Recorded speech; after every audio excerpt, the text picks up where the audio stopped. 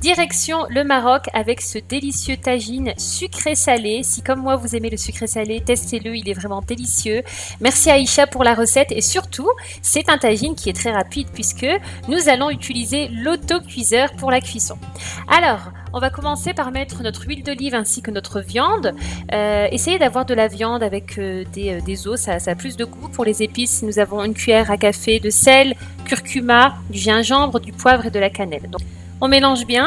Ensuite, on va venir ajouter la moitié des oignons. Donc la moitié des oignons, l'autre moitié, vous verrez qu'on l'ajoutera un peu plus tard.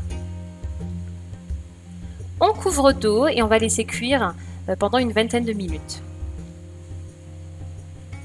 On va venir ajouter le reste des oignons ainsi que la coriandre et on va venir fermer l'autocuiseur.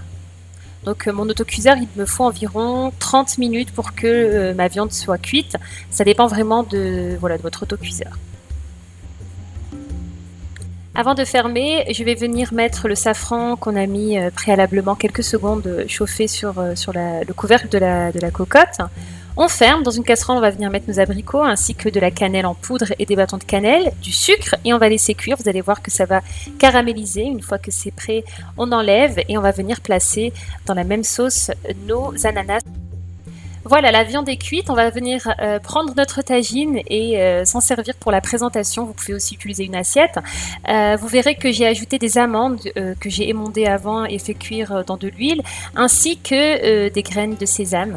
Donc j'espère en tout cas que la recette vous aura plu. Encore merci à Aïcha.